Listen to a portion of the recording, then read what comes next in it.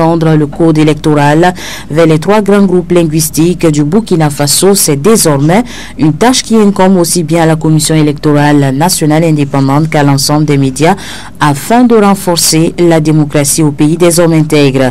C'est au cours d'une cérémonie officielle que 6000 versions ont été remises au président de la CENI ce matin. C'était en présence de Eliazar Badiel et de Claudine Ouedraogo.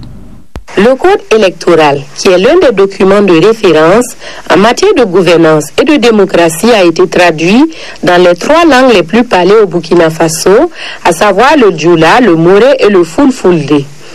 Ce sont au total 6000 exemplaires qui ont été remis au président de la CENI, et ce grâce à l'appui financier du Canada.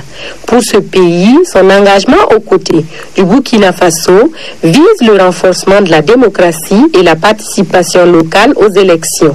C'est un outil important en termes de promotion de la démocratie. Un outil important qui va très bien avec le type d'élection qu'on approche, qui va se faire prochainement. L'élection municipale, c'est un niveau de gouvernement de proximité. Et ce niveau de gouvernement de proximité, il est important s'il y a une grande participation locale. Et de quelle façon on peut obtenir cette participation? C'est par différentes approches.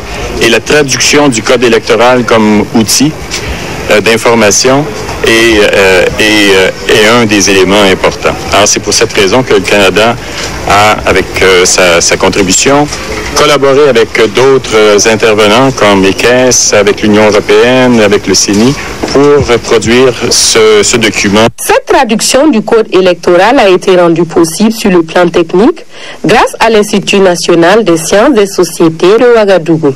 Au niveau national, il y a un lexique des termes juridiques qui a été traduit avec tous nos grands juristes il y a quelques années. Donc c'est notre référence nationale. Il existe en Moré, en Fulfulde, en Dioula. Donc on prend les termes que nous avons identifiés, on va dans le lexique et on voit les équivalences.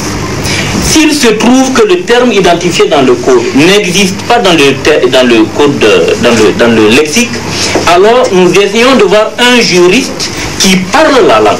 En ce qui concerne le Fulfulde, nous trouvons le juriste, on lui dit, bon, écoute, ce terme en français là, il veut dire exact. En Fulfulde, on pourrait le traduire par quel autre terme?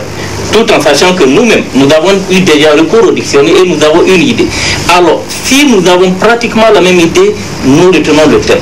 Le président de la CENI a adressé ses remerciements aux différents partenaires de son institution qui ont fait de ce projet une réalité.